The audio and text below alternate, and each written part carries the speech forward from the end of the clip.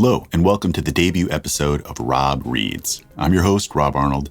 These podcasts are meant to be an enjoyable and relaxing listen while you're chilling out, driving to work, on the train or on a plane, or however or wherever you like to consume your content.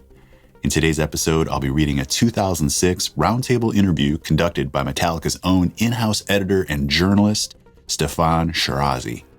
The discussion, transcribed for the Metallica Club magazine So What, is centered around the 20-year anniversary of Master of Puppets and what the band was thinking and feeling at the time. Enjoy. Foreword by Steffan Chirazi. Amidst some furious preparations for the summer festival dates, Lars, James, Kirk, and Rob carved out some time between riffs, rehearsals, and lunch to chat with So What about the whole Master of Puppets 20th anniversary. There were certainly a few interesting revelations as the discussion unfolded over a 35 to 45 minute period at the HQ dining table, with Lars's younger son Lane presiding over the linguistics to make sure we did not get too rude with our conversation. The conversation opens with me laughing about Lane's earlier comments on a couple of Puppet songs being favorites of his, and Lars explaining how that came to be. Steffan. Alrighty. The band assembles around the HQ dining table. So, thanks for making the time. I appreciate it, and I'll plow straight in. Looking back, Master of Puppets always feels like it was a brother to Ride the Lightning, the same way as Load is to Reload. Is that where you felt it came from? Lars. That's a great question. Kirk. It was written and recorded at the same place. Lars. I would say that for me, it's a continuation. I don't know what family dynamic you want to call that. You know, if anything, it would be more like a big brother, even though Ride the Lightning is older, because to me it felt like Master of Puppets was an expansion and continuation of the ideas that were introduced on Ride the Lightning. The main ones really being adding melody and adding a bunch of broader scope to the whole thing that Cliff and Kirk had brought in. Remember, Cliff and Kirk were not a part of the writing process of Kill 'Em All, so you know, what they brought in and introduced with their musical abilities, and especially Cliff's whole sense of harmonies, and that whole schooling that me and James were completely oblivious to me, it fulfilled everything that had been introduced on Ride the Lightning. James. I think Ride and Puppets are twins, and Kill 'Em All is separate. It's like the demo, you know? It was the demo of us, and Ride was kind of like the first real band album. All of us contributing together, and then Puppets was even deeper into what we had touched on in Ride. Kirk. You know, I've always said this, and I still feel this. I really think that Master of Puppets was the nadir of the lineup. It was all four of us really gelling, because we had all been in the band and had been through a lot. Different situations and circumstances, and toured and lived together, and we were really just gelling as people and as musicians, and I think that had a lot to do with it too. We were comfortable with each other, and we had reached the level of comfort that we hadn't really reached at that point yet with each other. Steffan. Was that the last record that Metallica made with that sort of wonderful freedom of youth? You know what I mean? There's no thoughts of future, no thoughts of anything. You're just doing it really for the moment, and there's no fears. There's nothing built in. Yes? No? Lars. I can't correlate that to the making of Master of Puppets. I mean, having done, a dozen interviews about this record in the last 3 months, whatever you were just describing, it's not something that I can correlate a direct thing to. You can always write with these types of stories, you can always write a parallel story that says, okay, the success of Master of Puppets, and the fact that on the last day of the Ozzy tour, Cliff Bernstein sat us down and says, now you can all afford to buy a house. Do you know what I mean? And you can always sit down and come up with some sort of parallel story to that too. But at the end of the day, I think it's much more labor than we need to expend. And I certainly don't feel some sort of huge division between Master of Puppets and all the albums which have come since. I mean, I think when we started on Justice for All with Jason in the band in the garage, overcoming the tragedy, there was a lot of spunk and a lot of youthful energy vibe too. So no, I don't think that in any way ended up with Puppets. Steffan. Okay, I mean, well, I certainly wouldn't have said ended. More just the end of, youthful innocence, I guess is what I'm getting at. James. Well, to me, there's always a youthful innocence on looking back on anything. Steffan. Good point. That's a great point. James. Whether it's any album or a time in your life or everything, hindsight is always easier to look at like, man, it was so simple back then. It's just because you choose to make your life complicated at the moment. And yeah, if you look back at Master of Puppets, you think, man, we had nothing to worry about. And all of this and Lars. Except when you say that, and Master of Puppets, in Copenhagen, we were 5 months there, making it, going, fuck, God, I wish we were back in Rochester recording Kill 'Em All, when it was easy. James. Exactly. And we'll be saying that 10 years from now about this record, you know? That's kind of how it is. And that's a great awareness to have. And it helps you kind of defuse the insanity of the moment and remember that this is supposed to be about fun and not about worry. Not about worrying what's supposed to happen at what time. And, oh God, we have to do this record better than the last one and all that. Steffan, sure, right. Lars, I mean, you got to remember it was a very different recording experience because it was the first time we made a record with a major label. You got to remember that Ride the Lightning was still cut from the old Megaforce days and so on. With Master of Puppets, the reason we went back to Denmark was because the studio rates and the currency exchange worked out. 5 months in Denmark was like, James, grinning. We did it just because we loved it. Lars, luxury, I mean, you know what I mean? Steffan, can we have a comment on 5 months in Denmark from the non-Danes? Kirk, Lars loved it. Lars, it was the first time when we made a record where it was just like, okay, do your thing. And when I say that, I mean, looking back 2 years before to Kill 'Em All or Ride the Lightning and realizing that Master of Puppets was fucking sane anger compared to that in terms of the experience. Because we're sitting in Denmark. Everybody was miserable. It was the middle of winter. It was pretty dark for 5 months, you know, and everybody wanted to go home. Steffan, well, break it down. First of all, economics being what they are, okay, you ended up in Denmark, and for Ride the Lightning? Kirk, we were staying at the SAS Hotel. Steffan, but I mean, first of all, why Denmark in the first place? Even on Ride the Lightning, I mean, why would you go? Was it because it was familiar to you? Kirk, well, economics, completely.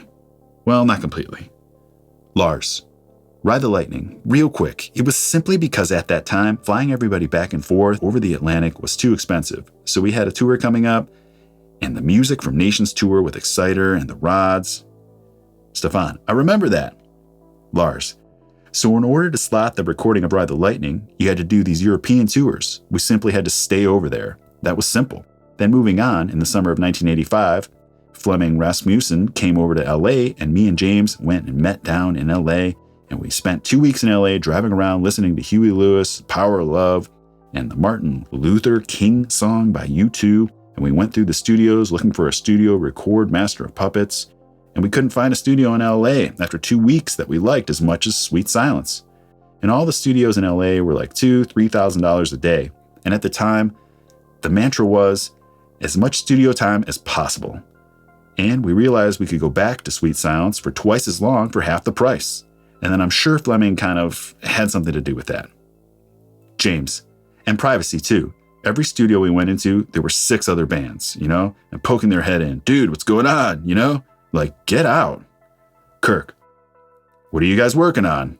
James, get out, please. I mean, we discovered that when we came and mixed it in LA. Steffan, was Master of Puppets written in the studio? Did you go there with songs already written? When did they first start to come to life? Were they written on previous tour? Were they... Kirk, in the garage. Lars, yeah, in the garage in El Cerrito. You know, we did the Ride the Lightning tour, the US leg between January and March of 85, and we took a month off. Me and James went on the road with Deep Purple for a week, and Kirk, got beaten up. Lars, I was thinking about that today. Steffan, what's that? With Deep Purple in 1985? Come on, man. Kirk, I walked into a hotel room, and both of them looked like they had gotten into brawls the next day. I was like, what the hell happened to you guys? James, was that in Seattle? Lars, yeah, Seattle. Remember? Me, you, and Skitchy? Skitchy was Rich Banger Birch, an old friend of the guys, a fellow metal lover, and the originator of the phrase, bang that head which doesn't bang, that sits proudly on the back of Kill 'Em All. He sadly passed away in 1992.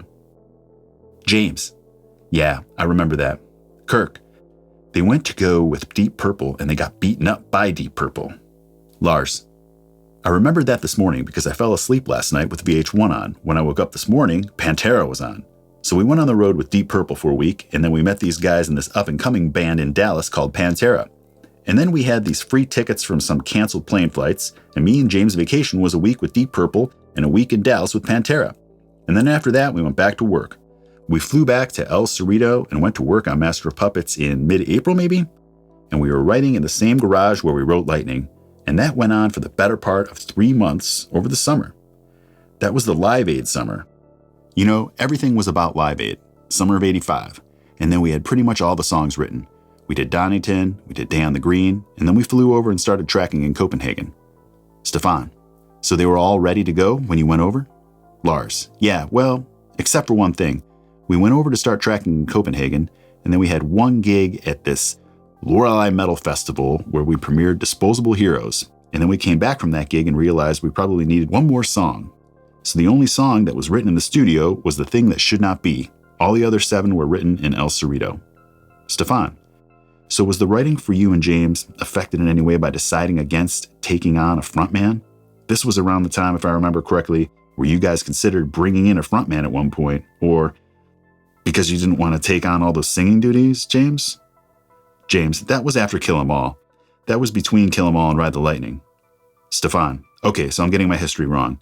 You were over that one by then? James, yeah, but smiling. I don't know if, we were still looking. Got any ideas? Kirk, maybe we should try watching American Idol.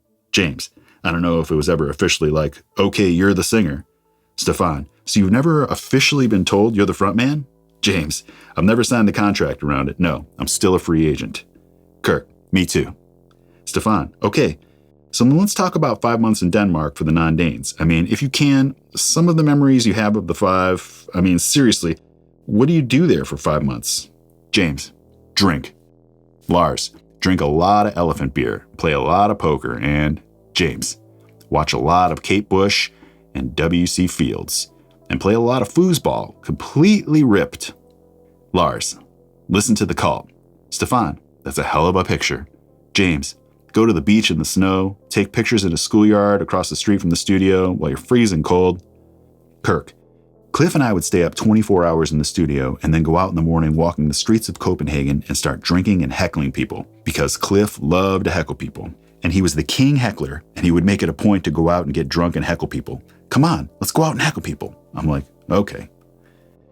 Steffan, and then in terms of when the songs were coming together in the studio, are there any... Lars, we were really miserable because by the time we arrived in late October, early November, it was pretty much dark the whole time, and we were working mostly at night. So for the last 2 to 3 months, we never saw daylight. That's one thing I remember. Steffan, wow, that's insane. Lars, me and James would room up together, and I remember waking up right at dusk and going for a run in the streets of Copenhagen at 5. And then we'd go over to Fleming's house and eat dinner with his family.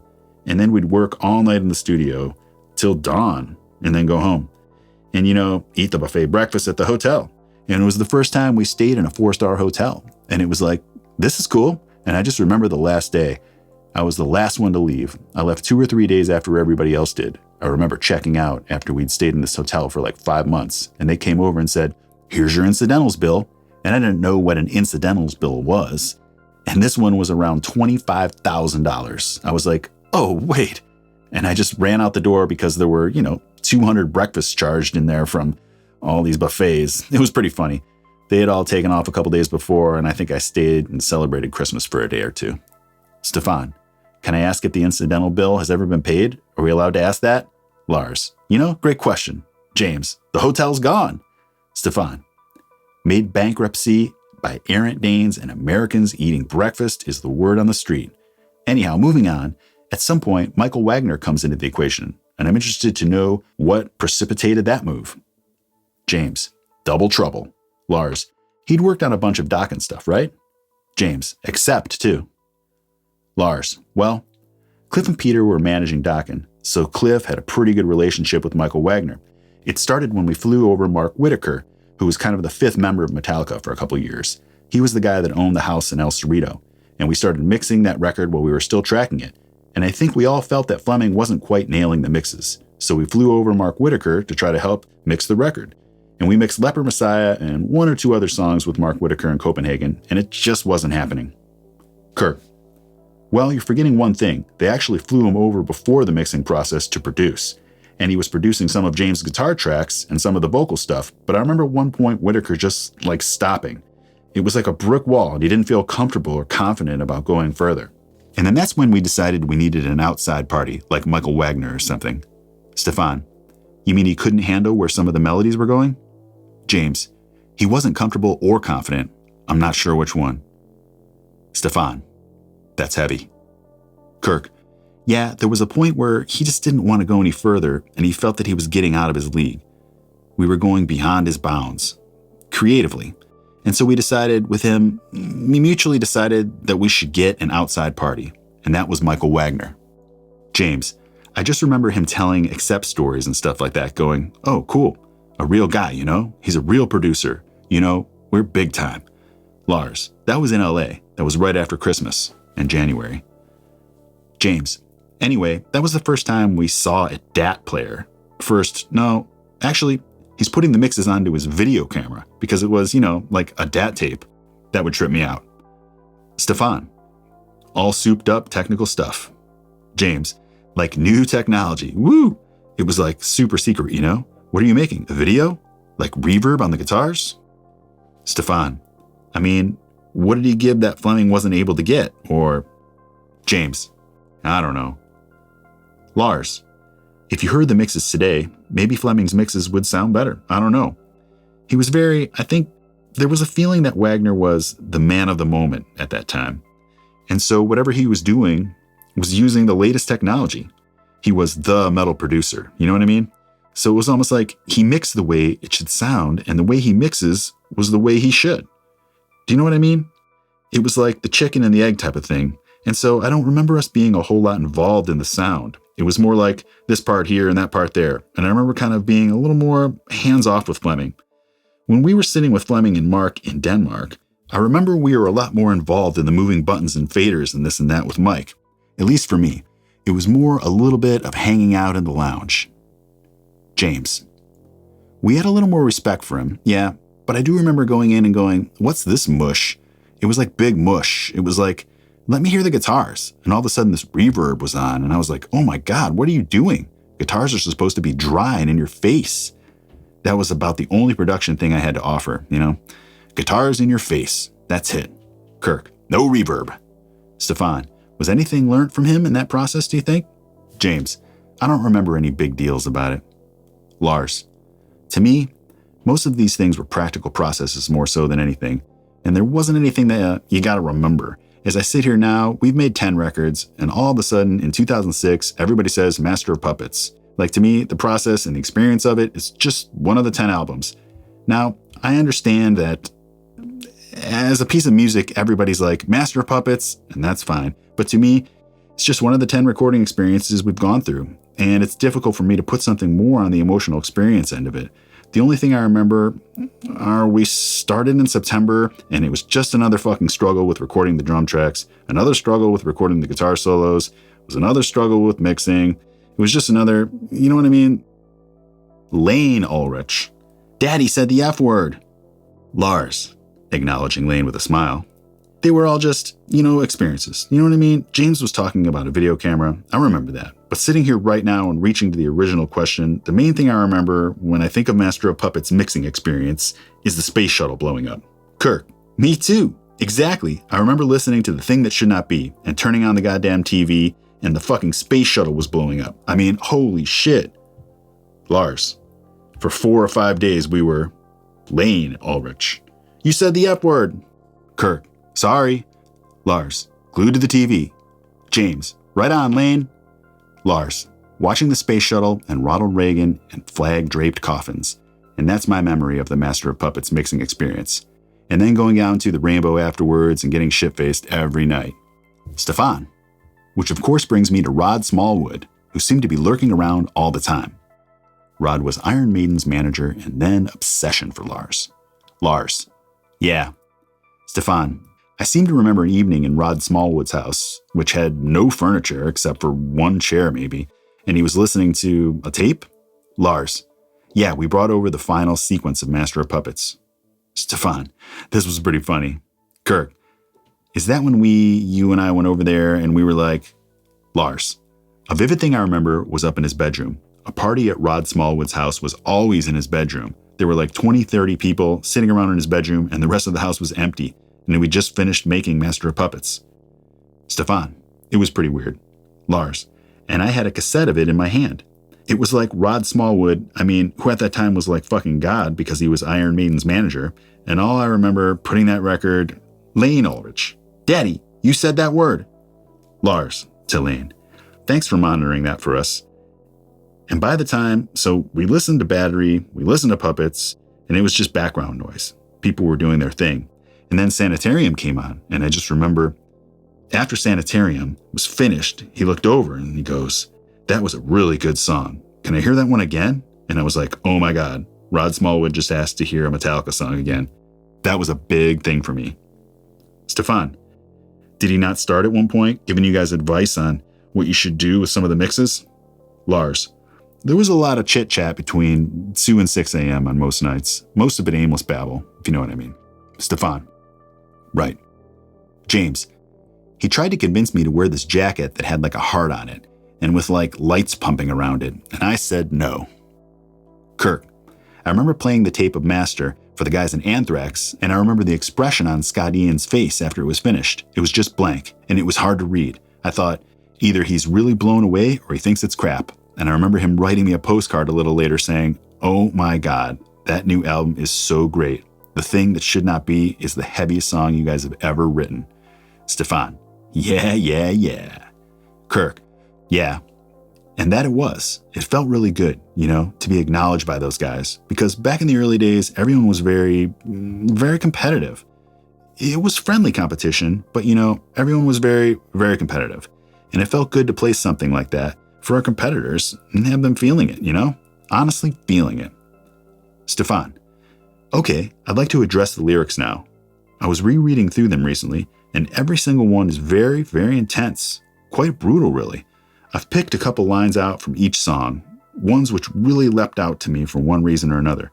If you could go through what they're about, starting obviously with Battery. Circle of destruction, hammer comes crushing, powerhouse of energy, whipping up a fury, dominating flurry, we create the battery. That's hard stuff, but they're great lyrics. James, that's the old Waldorf on Battery Street. That was like the old Metal Mondays. And that's where I first remember seeing pits happening, That's from the Bay Area, because there's not many mosh pits at the Troubadour in LA, Steffan, cool, pretty intense. And then Master of Puppets, Pain Monopoly, Ritual Misery, and then Never-Ending Maze, Drift on Number Days, Now Your Life is Out of Season. I think there's a sense that song is purely about drugs, but I don't think that's necessarily the case, right? James, that's where it stems from.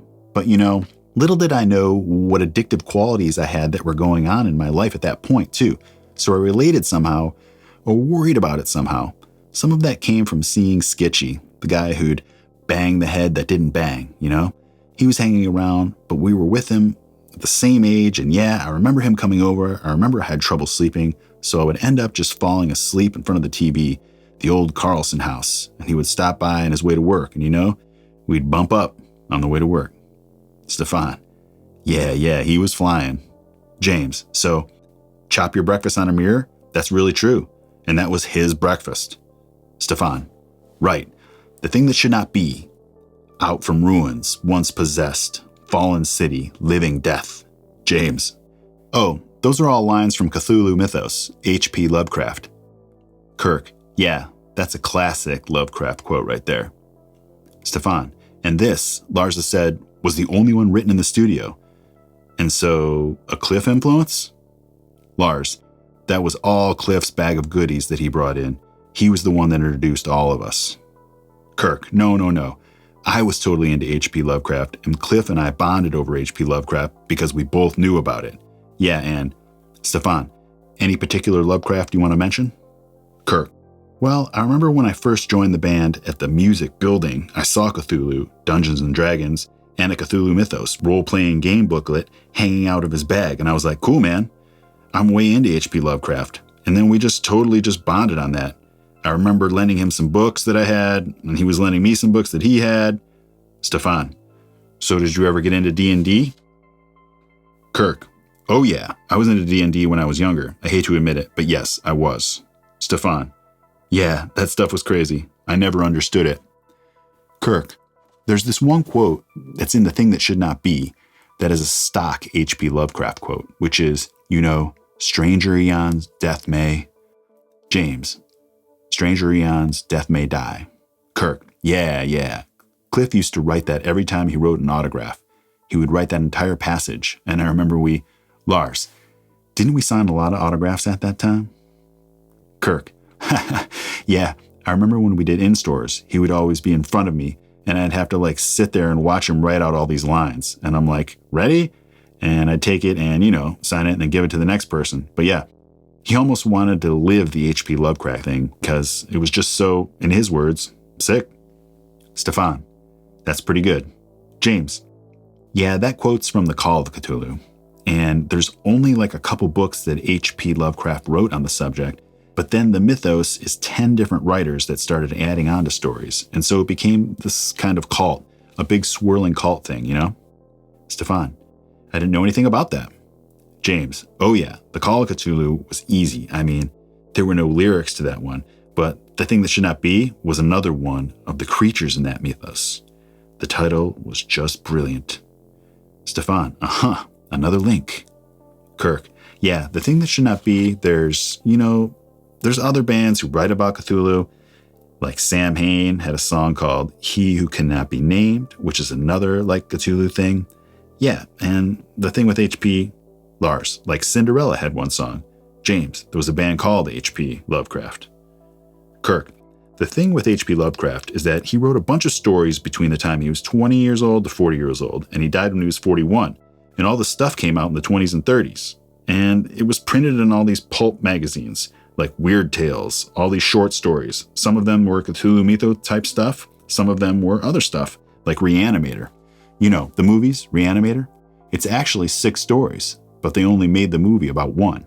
And he also wrote that story from Beyond, which is another. And it's not necessarily about the Cthulhu Mythos. It all alludes to it all. James, just remember, sicker, uglier creatures. Steffan, okay. Leaving Lovecraft, let's look at disposable heroes. Life planned out before my birth, nothing could I say, had no chance to see myself molded day by day. I mean, I read it now, it looks like one of the great anti-war songs of our time. James, yeah, I remember growing up and my older brother had a poster in his bedroom. And it's this little blonde boy with a helmet on, playing with a machine gun in this big field, and it was like the hippie days. And Lane Ulrich, machine gun. James, what? What'd I say? Is that a bad word? Anyway, he'd always say, hey, that looks like you. That stuck in my mind.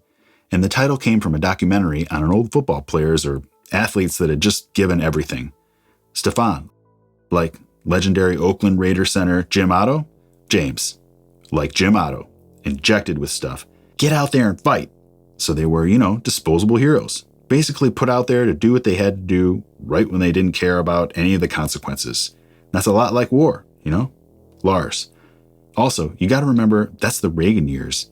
And that was the big topic. I mean, it was still the World War coming. Russia. James, tear down this wall. Lars, it was all that stuff. Kirk, Cold War themes. And that whole Libya thing was around then too. Lars, a lot of stuff. I remember we used to sit and we used to watch television, and then all of a sudden there'd be that Alistair Cook, the World at War, British thing. I remember that was an endless thing for lyrics, like War Without End, stuff like that. You could just sit and watch all these things, and then there was a Swaggart and all these guys every Sunday night, which is where a lot of that Leper Messiah stuff came from. I mean, there was a lot of TV watching, and the interesting thing back then versus now is that we'd do it together. Back then, you just sit and watch something together and bond over it because you're living in the same house. You're all saying, that's a great thing to write a song about. Steffan, yeah, you mentioned Leper Messiah, and I saw Witchery, Awakening, Sees the Sheep Are Gathering. I mean, that definitely sounds like a televangelist territory, right? James, yeah, definitely. Steffan, and then Damage Inc. damaged jackals ripping right through you. Sight and smell of this, it gets me going. I mean, that's certainly a statement of intent.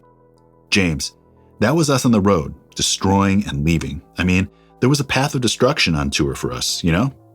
Kirk, and years and years and years to follow. James, and get on the road with certain bands like Metal Church. You just go out, drink, and smash up a bunch of stuff and leave. Kirk, it didn't happen with Queensryche. James, I think whoever else, you know? Steffan, yeah.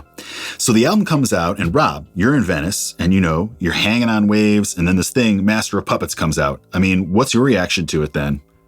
Robert, well, Kirk, he hadn't heard it till last year. The first time he heard it is when he had to learn the songs. Robert, no, I felt that Master of Puppets was like the perfect collaborative effort, creation actually, at that time and still to this day, because it's sort of a fusion of a lot of different elements musically. I think like on Disposable Heroes, I mean, that is one of the most grooving metal songs around, you know, period. It's heavy as shit and it's grooving, you know, so hard. It just had a combination of speed and power and dynamics. And songs like Orion were there, and to me, a bit of a masterpiece. It wasn't like kind of just, you know, everything in your face metal. There was a lot more to it. A lot of colors and dynamics instrumentally going on with what Metallica was doing. And that was what really separated Master of Puppets from all the other bands that were putting out stuff back then. And even to this day, it doesn't happen very often. Steffan, right. Let me briefly ask you about Pusshead. How did that hookup happen? I mean, did he just come along to a gig and show you some stuff? James, yeah, Thrasher magazine.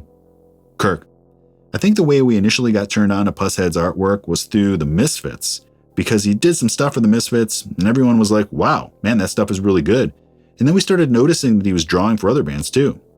Because James and I were skating and reading Thrasher magazine, and when Ride the Lightning came out, Pusshead came backstage and everybody was like, hey, that's Pusshead. And we were like, hey, Pusshead, what's happening?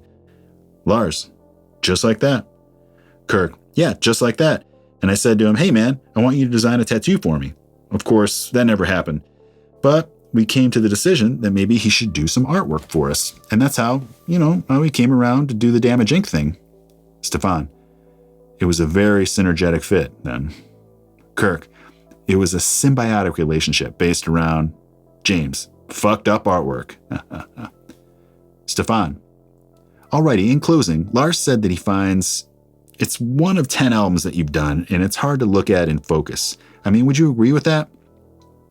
James, I would agree with that, because every record we do, we want it to be the one. The stamps, the one that says, this is Metallica now. And I think every one of the records has.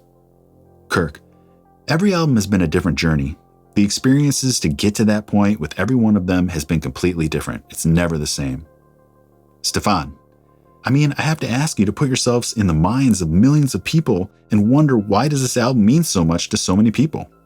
James, I would say that probably they would think that that's the last of our underground albums or something. Like any band, there are times when there are followers of the band, and then there's certain records where you go, well, that was kind of the one where I stopped. After that one, I kind of lost interest in the band. And maybe that's true for some of these people with puppets. Or, and I don't want to name bands here. With some bands, you just go, wow, I'll remember that record, and that's how I would like to remember them, as that lineup at that time.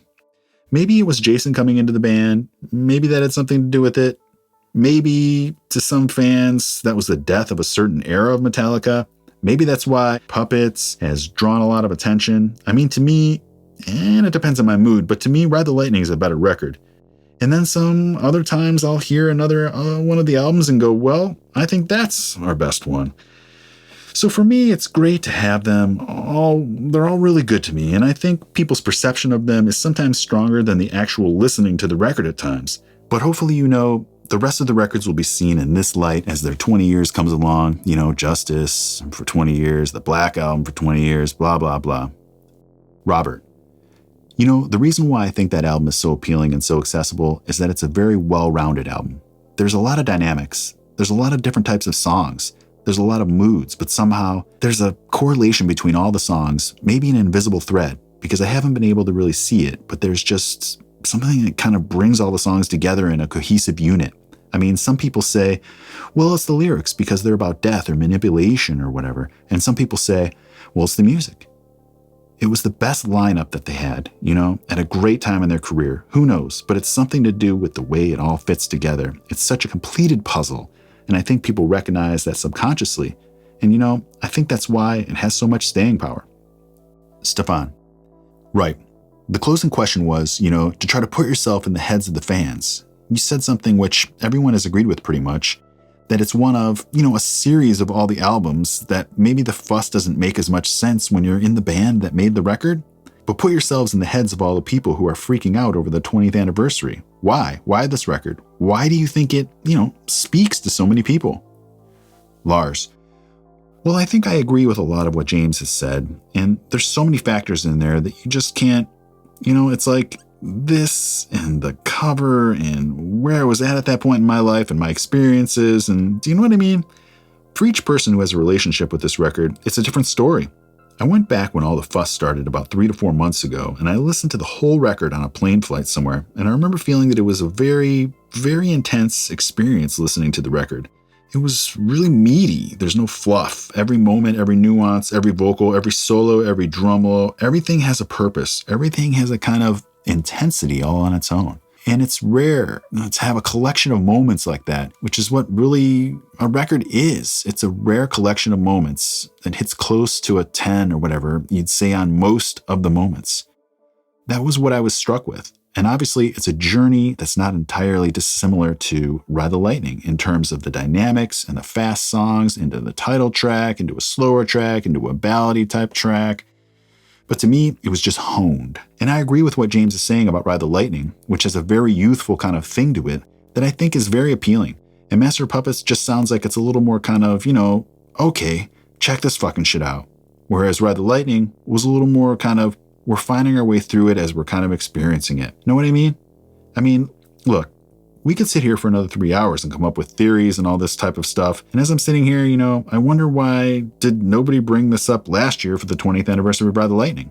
And is anybody going to sit here in 2 years and talk about justice like that? I don't know. You guys keep talking. I got to go pick up dude. Steffan. Okay. Thanks very much for the good time. Lars. See you guys tomorrow. Steffan. One more thing. Playing these songs as you're going to be with Rob, how has that been? Getting ready to play the album live in its entirety. Kirk. It's on the money, man. Rob has nailed a lot of the bass highlights on Master of Puppets, and at the drop of a hat, he'll play the Cliff Burton solo in Orion, note for note. Robert. Let me tell you, it's been a major challenge and a bit of a mystery in stuff like Orion. I was telling James just the other day that even just trying to dial in the sounds or the tones for a song like that to try to get it, to get it to sound authentic or at least to be able to pull it off live and have it feel real has been really tough. And at the same time, it's been really fun. Even though it's something that actually keeps us up pretty late at night, me, Zach Harmon, and even producer Mike Giles, because we're, how can we get this sound at the beginning of the song? That sort of thing, And then this bass solo here, and still also trying to figure out what he was playing because a lot of that stuff is pretty fast and furious and in an odd register on the fretboard. Some of it is pretty high, and it's still a mystery because we don't know exactly what he used. Steffan, or exactly how he did it. Robert, yeah, but we feel that we've come close. And on the song Orion, today's sound check sounded wonderful. So I'm excited to play that song for the world for the first time. Steffan, how does it feel? For you guys playing this album in its entirety again? The non-musician perspective would be that you would surely end up slipping back into the time that you originally wrote these songs, and as you're playing them live, is it like that, or? Kirk? Well, a lot of those songs we've been playing consistently, like Battery, Master, Sanitarium. Steffan, you mean like when you play them in the set? Kirk, well, we have yet to sit down and play all the songs from Battery to Damage Inc. We haven't done that yet. Steffan, wow. Kirk, but just to comment on Rob, the thing is he's doing great. A great job of channeling Cliff Burton. I have to say, man, he's gotten the riff basis. He's nailing a lot of the sounds. It's great, man. I don't think we were able to do this 6 or 7 years ago. Steffan, that's probably very accurate. Kirk, but because we have Rob. Steffan, is it because of his style? Kirk, Well, just everything. His style, his attitude, everything. Robert, a lot of attitude has to go into this, you know? You really have to be focused on something like this. For me, it's very intense. I mean, it's true. We played a lot of these songs in the past. Orion, we haven't. I don't know. Did you guys play Orion back in the day? Kirk, only harmonized it a bit, but we never... James, just a little bit. Robert, so that to me is a really big deal. And even just kind of refining parts from some of the songs that we have played. There's notes in a song that I didn't know that's just how exactly it went. And James has been really good about fine-tuning certain parts in the songs rather than just going, okay, that's fine. He's really been good about organizing the tempos better and schooling us a little bit on some of the parts. So it's kind of like learning them again, but the right way. And I think that's been really cool as hell. James, like Kirk said, we've been playing a lot of these songs on and off through our career and on the road. And when you do that, you tend to explore and wander as a musician on tour, on stage, playing the same song over and over. Sort of, well, I'll do a little trill here instead of that, or maybe a little harmony piece here or there. I'll check along with the drum or something. And when you sit down and listen to a tape of a show or whatever, everyone's doing that. Everyone's kind of gone off the path just a little.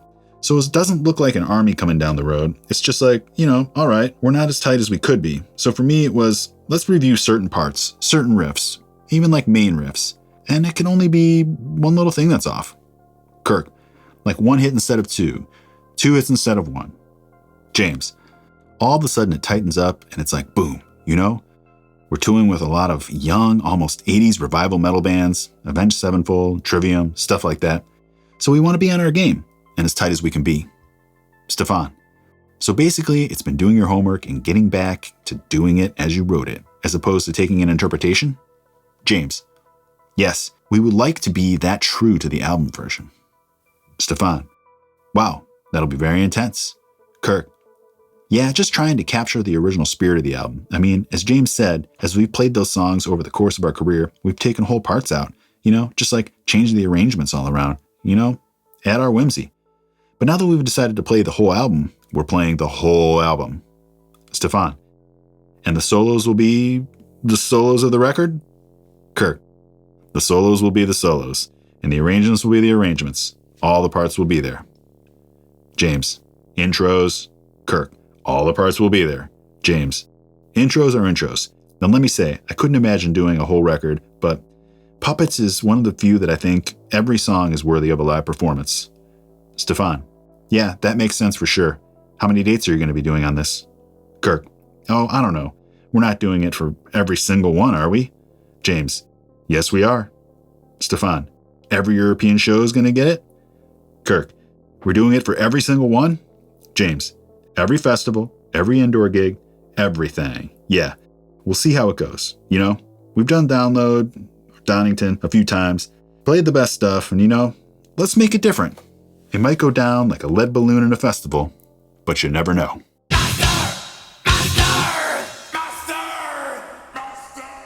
Okay, thanks so much for listening. If you enjoyed the episode, please let me know by hitting the like button and making sure you're subscribed to my channel. If you'd like to hear more, I'll have a series playlist link in the show notes below. If you'd like to help support the channel, you can do so by joining my wonderful Patreon community, which offers exclusive perks and benefits at patreon.com/RobArnoldWorld. Thanks to my favorite band on the planet, Metallica, as well as Steffan Chirazi, and the entire Metallica fan club for making this possible. Again, I'm Rob Arnold, and I hope you'll join me again on the next one.